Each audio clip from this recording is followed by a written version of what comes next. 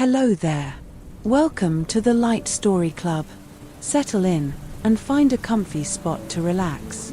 Before we get to the story, I would love to know your favorite myths and monsters. Comment where in the world you are and let's begin the story.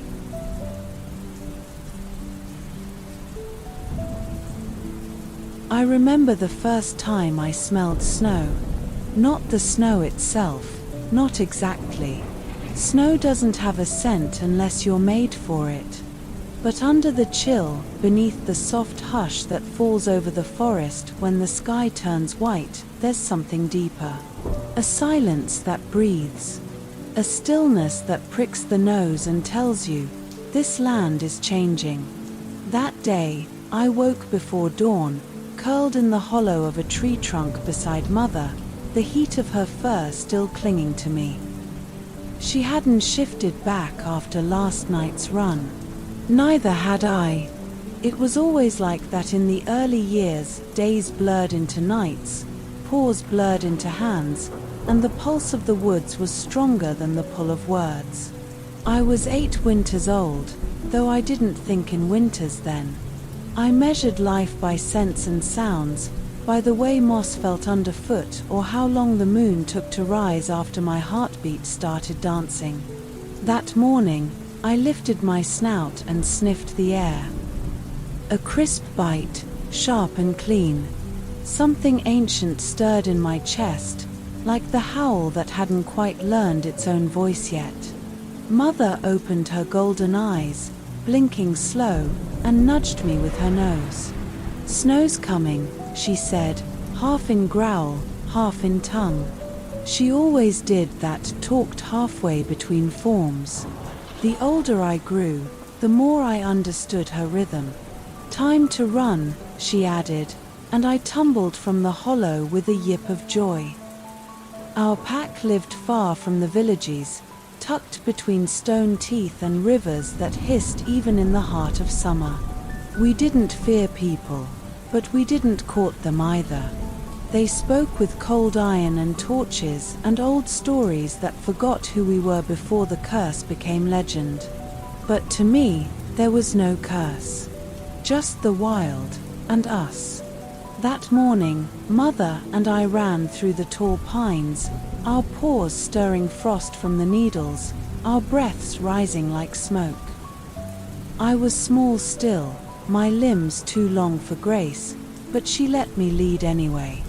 I bounded clumsily through the underbrush, leaping logs and slipping on frozen roots, tongue lolling out, chest bursting with a kind of fierce happiness I didn't yet have words for. We reached the stone clearing as the first flakes fell, light as ash, melting when they touched fur. I stood there, chest heaving, watching the grey sky release its feathers. Mother shook her coat and shifted, the bones snapping gently back into place as she rose into her human form. She wrapped herself in a deer-hide cloak, pulled from the pouch she'd slung in her jaws, and looked at me with quiet pride. I hadn't shifted back. I didn't want to. The fur still felt right. The forest still hummed. But I tried. For her. My body wavered, trembled, and then the shift took hold. It always felt like diving into a stream of lightning. Hot and cold at once, every muscle stretching and shrinking, bones clicking like firewood. I landed on 2 feet, gasping, shivering in the sudden bareness. She smiled and held out the cloak. I didn't speak then. Not much. My throat was used to howling more than words. But I nodded, and we sat together on the cold stone as snow thickened around us. That night, we returned to the den near the cliffs, and the others were already gathered. My Aunt Lyra, sleek and silent. My Uncle Bran, always chewing pine bark. The twins, only a year older than me but sharper in tooth and trick. Father hadn't come back yet. He roamed with the outer scouts, circling the borders of our land where human scent sometimes drifted too close. I missed him, but I understood. He walked the edge of two worlds so we wouldn't have to. That evening, huddled by the fire pit, we shared roasted hare and sweet root. The pack spoke in murmurs, laughter trailing like smoke. Someone began to hum the moon song, a low, rolling tune that pulled the stars a little closer. I curled into Mother's side and watched the flames dance on her face, casting the shape of her wolf shadow against the cave wall. That was the first night I dreamed of running under the moon alone. In my dream, I was older, taller, surer, with silver threading my dark fur. I stood atop a ridge and howled, and the mountain answered. The stars moved when I called. The wind obeyed. But when I woke, I was still small, and my howl still cracked in the middle. I practiced anyway. Every dawn, every dusk, until the sound rang true. Mother said my voice would shape the night one day. I believed her. The snow stayed for weeks. We played in it, hunted in it, sometimes even slept atop it when the full moon made our blood too wild to rest. I learned the secret paths beneath the ice crusts, the burrows where rabbits hid, the silent flight of owls above. The cold taught me discipline. The stillness taught me patience. And in the dead of winter, I caught my first deer. It was old, its back arched and eyes clouded. I followed it alone for hours, weaving between trees, tasting its trail on the wind. When I leapt, I felt the ancestors with me, shadow shapes flickering behind the trees, whispering approval. The deer fell with a soft sigh. I did not howl, not then. I pressed my forehead to its still warm chest and thanked it. That was Mother's lesson. We run wild, but we do not take without reverence. When I returned, dragging the meat behind me, the pack met me with open mouths and gleaming eyes. The twins cuffed my ears in approval. Uncle Bran gave me a rare smile. Mother braided a red thread into my hair, a symbol of first blood taken with honor. That night, I sang the moon song without faltering. My voice rose above the treetops and did not waver. I was not yet full grown. The road ahead still held many winters, many changes. But that night, as the fire painted gold on fur and stone, I understood something ancient inside me. I was born with two shapes, two hungers, two hearts, but only one soul. And it beat, steady and true, beneath the rising howl of the snow-bright sky. Spring did not arrive all at once, but in hesitant breaths. First the snow softened, sagging at the edges of our den where moss peeked through like shy green tongues. Then came the rains, a relentless, drumming presence that washed the stone paths slick and carved tiny rivers down the hills. Trees that had stood like statues all winter began to twitch, to whisper, to unfurl. Beneath their canopy, the world yawned and stretched and remembered how to live again. I was taller now, leaner, my limbs no longer tripping over themselves when I ran. My fur darkened to the hue of old bark and cinders, the grey tufts at my temples fading to shadow when I shifted. I could hold the wolf form longer without feeling the ache of change drag behind my ribs. I hunted more, wandered farther, and sometimes dreamed without fear. But something restless stirred in me, something with sharp teeth and distant eyes. I didn't have a name for it yet. Mother noticed. She always noticed. One morning, as we crouched at the creek bank cleaning fish with claws and teeth, she glanced at me with a kind of quiet calculation. "The hollow's calling you," she said simply, tossing a silver-bellied trout onto the moss. I didn't ask how she knew. No one ever told you to go to the hollow. You just heard it. A deep sound beneath your skin, like a low drumbeat or the distant growl of thunder that never quite reached the sky. When it came, you followed. So I went. It was 3 days' run from the heart of the Paxland, beyond the ridge where the trees grew close and the air smelled of elderbark and stone. No one came with me. That was part of the ritual. I shifted at dawn, paws quick on the thawing forest floor, heart thudding with that deep rhythm I couldn't ignore. I didn't eat much. Hunger sharpened the senses, Mother had taught. And I needed to be sharp. By dusk on the second day, the world had changed. Trees leaned inward, old and gnarled, their roots curled like knuckles gripping secrets. Birds grew silent. Even the wind stopped speaking.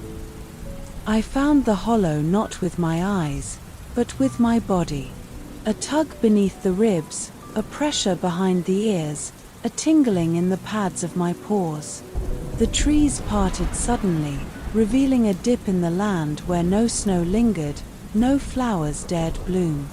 Just stone, smooth and dark, arranged in a perfect ring. And in the center, a pool of still water, clear enough to see the stars even though the sun had not yet set.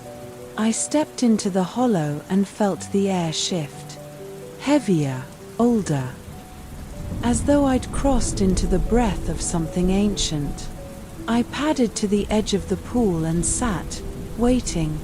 That was the rule. Don't drink, don't howl, don't move. Just wait. I don't know how long I sat there. Time walked in the hollow. It might have been minutes or moons. My mind drifted to stories, half-remembered tales of wolves who entered and never left, or who returned with gold eyes and voices that carried lightning. The hollow judged, they said. Not your strength, not your form, but your truth. And truth, as I was beginning to learn, was the hardest thing to hold when your bones could wear two skins. Then the moon rose. Not in the sky, it was still too early. No, this moon rose in the pool itself, a perfect white disk beneath the water's surface, glowing like a pulse. And with it, a voice rose too. Not spoken. Felt. Felt in the blood, in the marrow. It asked no questions. It simply unwrapped me. Layer by layer, it peeled away the pride, the dreams, the fear of never being enough. It laid me bare. I did not run. I stood. The water shimmered. And in it, I saw not my reflection, but every shape I had ever been. The boy chasing snowflakes. The wolf trembling with his first kill. The shifting blur between. Then something more, a third shape. Neither man nor wolf, but a harmony of both. Taller, stronger, with fur and skin and fire woven together like strands of music. The voice inside me hummed, and I knew that was the soul form. The one I was meant to grow into, if I could bear the journey. I lowered my head, closed my eyes, and breathed in the scent of the hollow.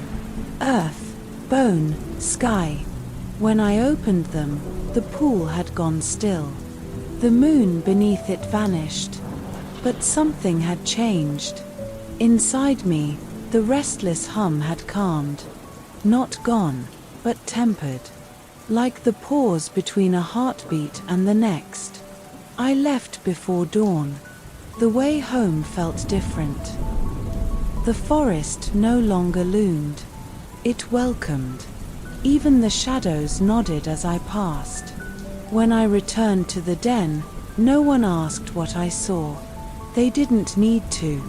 Mother met me at the entrance and placed a new braid in my hair, silver thread twisted with red. A symbol of balance earned, not given. That night, I sang the moon song not for the pack, but for the hollow itself. A gift in return. And when I lifted my voice, the stars above the ridge pulsed once, as if echoing the memory of that secret, still pool. I was not full grown, but I had met my reflection in the deep water and had not turned away. That counted for something. That counted for everything. The moon had begun its long journey toward fullness again, and with it came the whisper of rites. I heard it in the crackle of fires, in the ache of my limbs, in the way my breath caught each time I stared up at that pale rising eye. It wasn't fear I felt, at least, not the kind that makes you flee. It was a different fear, one stitched with awe and hunger. The kind of fear that comes before transformation. When a werewolf reaches their 15th spring, they face the blood rite. It isn't about killing, though outsiders think so. The rite is not about proving strength or shedding blood for its own sake. It's about crossing a threshold, a letting go of the last threads of childhood and stepping into the wild flame of adulthood. For us, that meant facing the forest alone, unarmed, for 7 nights. No pack, no guidance, no shelter but what we built. The forest would test us. And if we passed, we would earn our second name. Mine had not yet been spoken. I was only called Thorn, short for the thorn leaf my mother birthed me beneath, small and sharp. The others joked, always sticking where you didn't expect. But I longed for the name that would rise from the right. The one that would carry my soul in it. The night I left, the entire pack gathered at the cliff's edge beneath the swollen moon. I wore no cloak, no braid, only my skin and the warmth of my breath. One by one, the elders touched their hands to my brow, murmuring words I could feel but not understand. Mother was last. She held my face, her amber eyes steady. "Don't be brave," she whispered. "Be true." Then she stepped back. I shifted as the moon crested fully overhead, my limbs stretching and snapping into the familiar rhythm of the wolf. I did not look back. The forest ahead yawned open like a living mouth. I entered it willingly. The first night, the woods watched. I could feel its eyes, its breath, its judgment. Every root seemed laid to trip me, every branch too low, every shadow too deep. I kept to high paths, slept curled in hollow logs, let my hunger gnaw quietly at me. I was not afraid yet. The second night brought the storm. Rain that fell like claws, wind that howled louder than any wolf. Lightning lit the world in violent flashes, revealing the skeletons of trees and the wide gleam of watching predators. I dug into the earth, clinging to stone and grit until morning. My muscles shook, but I stayed. That counted. The third night tested my thirst. The streams ran bitter with rot, tainted by something I could not name. I sniffed, snarled, circled. At last, I found a rock basin fed by slow-dripping moss and drank only what I needed. That restraint, the choice to sip, not gorge, burned more than the thirst itself. The fourth night brought the dream. I curled beneath an ancient pine, tail tight against my flank, and sleep took me like a tide. I found myself standing in the hollow again, though I had not walked there. The pool was empty this time, dry and cracked. No reflection. Only bones. A dozen wolves, all versions of me, their eyes blank. One stood, its fur silvered and scarred. "You are many," it said, "but you must become one." I woke snarling, the taste of ash on my tongue. On the fifth night, I met the mirror. She stepped from the mist without sound, a she-wolf my age, her eyes a sharp blue like cold flame. She bared her teeth, not in threat, but in question. We circled. She lunged first. I dodged. We did not speak, but our bodies spoke for us. Testing, measuring, pressing. It was not a fight. It was recognition. A dance of equals. She left before dawn, her scent trailing like memory. I did not follow. But I knew then that I would find her again. The sixth night was silence. No owls. No wind. Even my own breath seemed swallowed. I began to wonder if I still existed beyond the shape I wore. Doubt curled inside me like smoke. What if the others returned and I did not? What if I'd misunderstood everything? I curled into a hollow beneath old stones and forced myself to remember the pool, the moon within it, the image of who I might become. I did not sleep, but I did not yield. Then came the seventh. I woke with a sharpness in my chest, an instinct I could not ignore. Something called. Not in words, in scent. A trail, fresh and wrong. Burnt iron. Human. I followed. I found them deep in the glade, two men wrapped in wool and iron, stumbling and bleeding. One held a torch. The other dragged a silver trap. They reeked of fear and fire. I watched from the dark, torn. Our law was clear, do not interfere. The right was for me, not them. But then I saw it, a cub. Not of our pack, but one of the river kin, small and wounded, caught in the trap's jaws, whimpering. Something cracked inside me. I lunged. I didn't kill. I didn't have to. I struck with noise, with speed, with rage. I tore the torch from their hand, flung it into the mud, and drove them howling into the trees. Then I turned to the cub. His leg was mangled, his eyes wide with pain. I licked the blood away, gently as I could, and carried him on my back to the edge of river kin territory. There, I howled once, low and long, and left him beneath a cedar. I returned to the pack before dawn. They were waiting, silent, forming a circle as I approached. My fur was matted. My limbs ached. But my steps did not falter. Mother stepped forward, then father returned from the borderlands. His eyes met mine, silver on silver. Then he raised his hand. "Thorn is no more," he said. The wind stilled. She is now called Ashfire, for the flame that protected and the ashes left behind. And so I was named.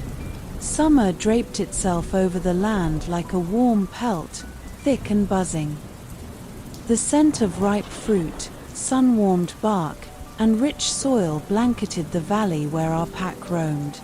With my new name, Ashfire, came new responsibilities, watching the pups when the elders hunted, guarding the cliffs when the winds shifted wrong, and running with the border scouts to scent for steel.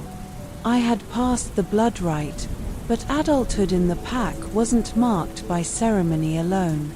It was shaped by duty, repetition, trust. And still, I longed for something more, not out of arrogance. I loved my pack, loved the old paths and the way the trees whispered familiar songs when I passed, but there was something in me that still hummed like an unfinished howl. The hollow had shown me a form that was more than wolf or woman, something fused with flame and silence. I had seen it. I had tasted it. But I had not yet become it. So I began to run farther. Past the ash glades, past the whispering pines, past the bounds where even scouts hesitated. My parents said nothing, though I saw the worry tighten around Mother's mouth. Once, Uncle Bran stopped me with a paw to the chest and said, "The farther you run, the more likely you are to find something you can't outrun." I nodded and ran anyway. It was on one of those long twilight runs that I found the echo wood. It began subtly, a shift in the air, a pattern of bird call that repeated once too precisely. I paused at a ridge, ears perked, and caught the scent of nothing. No rot, no prey, no predator, just silence. I moved forward, slow now, more curious than afraid. The trees thickened around me, taller than any I'd seen before, their bark pale as bone and smooth as river stone. Moss hung from their limbs like hair, and the wind through them didn't whisper. It sang. The echo wood wasn't marked on any of our maps. Maybe it had moved, or maybe it had always been here, waiting. I stepped beneath its boughs and instantly felt something strange. My thoughts echoed back at me, not as sound, but as a feeling, a doubling. I thought of fire, and the air grew warmer. I remembered the pain of the blood rite, and a pressure formed behind my eyes. It was as if the forest mirrored not my voice, but my soul. I didn't run. I walked, each step sinking deeper into that strange harmony. I don't know how long I wandered. Time stretched oddly there, not like in the hollow, but in loops, in breaths. At some point, I came upon a clearing where the light bent downward instead of falling from above. It formed a pool of brightness on the grass, where no sun should have reached. And there, sitting calmly in its center, was the she-wolf from my right. She looked exactly the same. Blue eyes, silver streak at her jaw, stillness in her bones. "You found it," she said, her voice like water slipping over stones. I hadn't expected words. "I wondered if you would. Is this a dream?" I asked. She shook her head. "This is an echo. The place where who you are meets who you could be." I sat across from her, my heart beat in my ears. "I don't understand," I said. "Why me? Why now?" She didn't answer right away. Instead, she leaned forward and placed her palm against my chest. "Because the fire in you isn't just for warmth, it's for forging."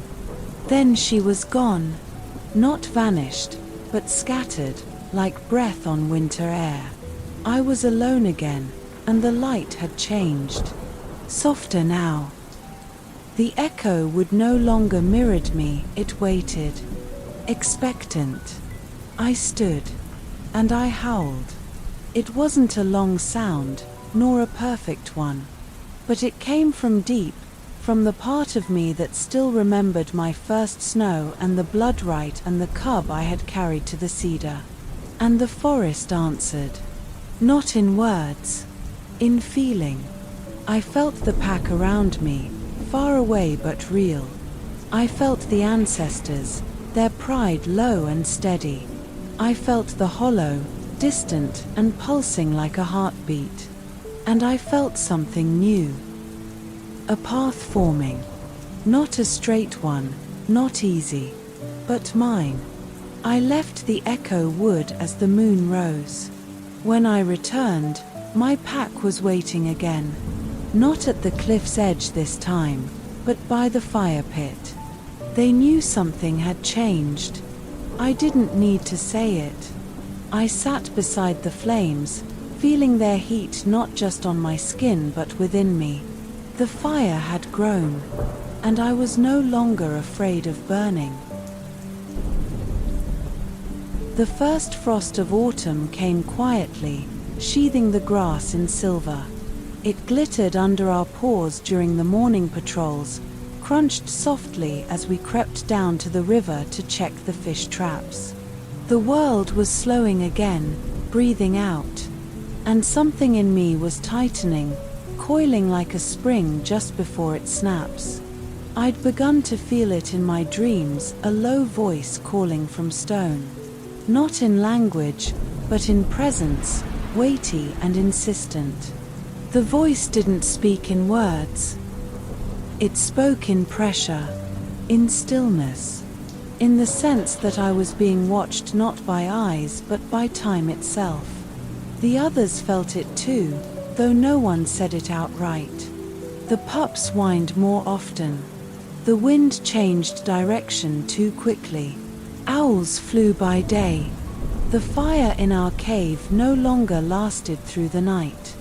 Then one dusk, just as the sun spilled blood across the hills, the mountain groaned.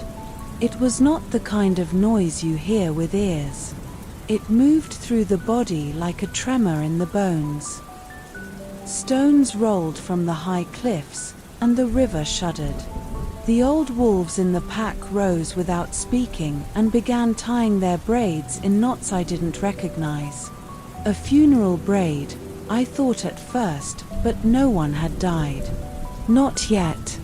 That night, my father called me to the cave's mouth. He was still in wolf shape, tall and shadow-slick, eyes glowing with the old flame. "Ashfire," he rumbled, "the mountain calls for you." I did not ask why. The voice in my dreams had grown louder. I had expected this. Dread and purpose mingled in my chest like smoke and wind. I nodded. The pack gathered behind me. No ritual. No farewell. Only the watching. The mountain was sacred. Few went up.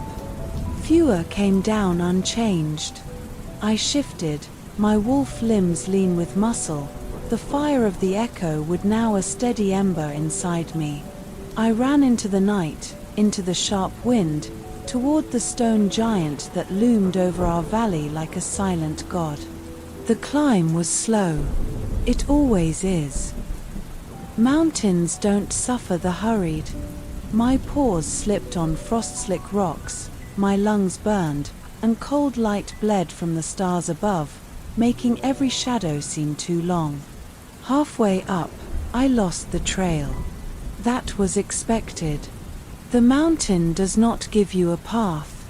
You earn it. By the third day, hunger scraped my ribs and the wind no longer carried the scent of trees, only stone, only sky. I came to a plateau where the wind had carved hollows in the rock. There, I found bones. Not old. Not fresh. Just returned. I circled the remains, wolf, bear, something horned I couldn't name. All had come. None had lied. The mountain kept the truth. I howled once. Not for help. Not for show. But to say, I am here. The mountain answered. A crack opened in the stone before me. A seam I hadn't seen became a passage, black as the space between stars. I stepped inside without hesitation. The passage sloped downward, warm despite the chill outside. The air smelled of iron, of ash, of earth left untouched for centuries. The deeper I went, the more I felt it, not fear, not even awe, but alignment. Like I had been walking offbeat my whole life and finally found the rhythm. At the bottom of the passage, I came into a vast hollow chamber. And there it stood. Not a god, not a spirit. A shape of shadow and coal, smoke-breathed and towering. The first werewolf, some said. The last truth, said others. Its eyes were molten stone, its breath a slow, deep rumble like the mountain's own dreaming. It spoke into my head and my heart at once. Do you burn to destroy or to reveal? I didn't answer right away. I thought of the men in the woods, the cub in the trap, the wolves who never returned from their rites. I thought of my fire. It had burned bright, but never to consume. To reveal, I said. The shadow stepped back, and the chamber shuddered with a sound like old laughter. Then you are ready. From its chest it drew a mark, not a scar, not a weapon, but a rune of heat. It pressed it to my forehead. I did not cry out. I did not collapse. I let it brand my soul. And when it stepped away, I was no longer only ashfire. I was the fire keeper, the one who would carry the old songs forward. When I emerged, the mountain had gone still. The wind was gentle again. Snow had begun to fall, even though the trees were still gold below. I did not shift back to human form. I walked the whole descent on 4 legs, slow and steady, the world opening before me like a page turning in firelight. When I returned to the pack, no words were spoken. My father stepped aside. My mother knelt. The others bowed their heads. I walked into the center of the ring and sat by the fire. I did not speak. I did not need to. The fire spoke for me. Winter returned with quiet certainty, blanketing the valley in stillness. The trees bowed under the weight of snow, the river slowed to a hush, and the dense fires burned longer, deeper.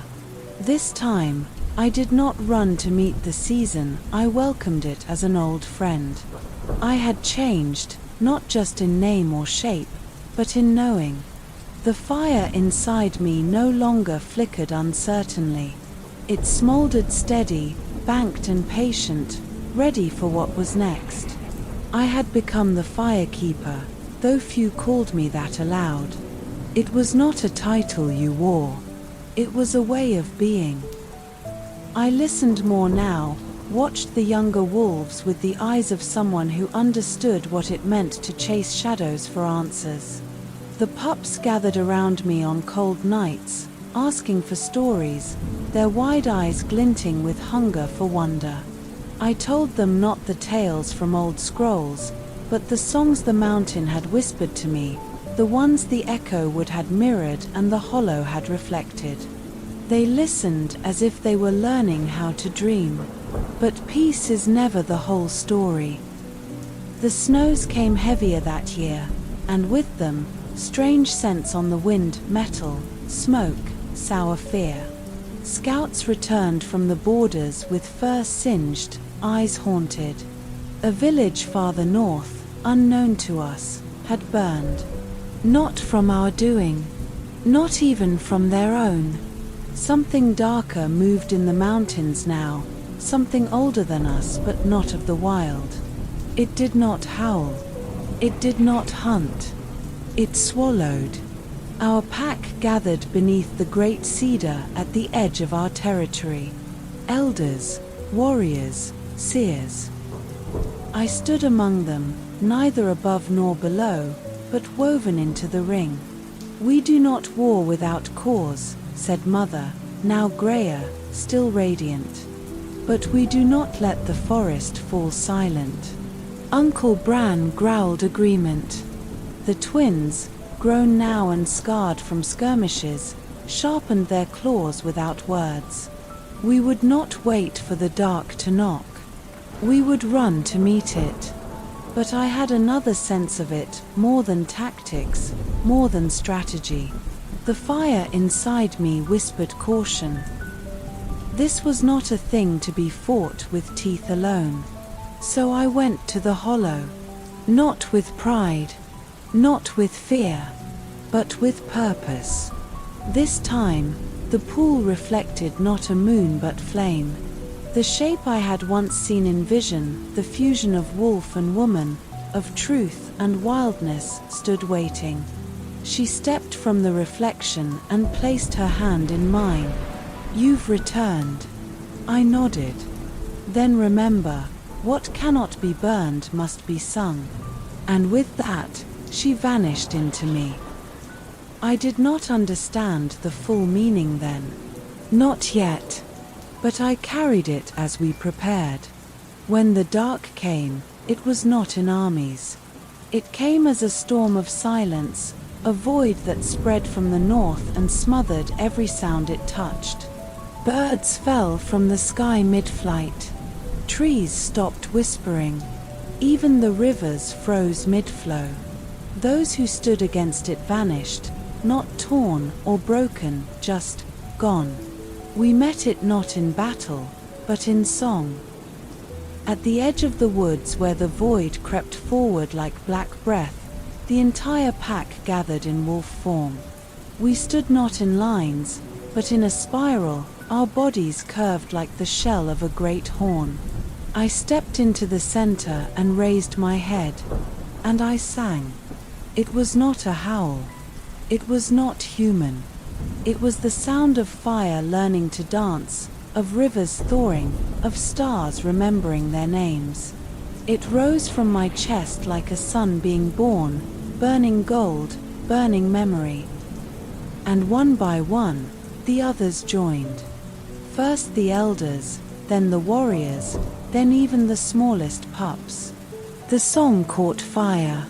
The void met it and recoiled. The song peeled it back, unraveling its edges. Not destroyed, not slain, but revealed. Beneath the silence was a thing that had forgotten its own voice. And in our song, it remembered. It did not speak. It only wept. And then it vanished, not in ash, but in breath. When it was over, the wind returned. Birds sang. The river moved again. We did not cheer. We did not howl in victory. We sat beneath the stars and let the quiet return, not the empty kind, but the full kind. The kind that holds the weight of what was protected. The next morning, I rose early and walked to the ridge where I had first learned to howl. The snow was fresh, the sky open. The world felt right. I did not need to sing again. The earth was singing now, humming low with gratitude. I closed my eyes and listened. And the mountain whispered back, not in voice, but in warmth. Ash fire. Flame not of destruction, but of memory, of soul, of song. When I returned to the den, the pups tackled me in the snow, shouting my name, asking for the story again. I promised them I'd tell it tonight, by the fire. The moon would be full. And when we sing, the moon listens.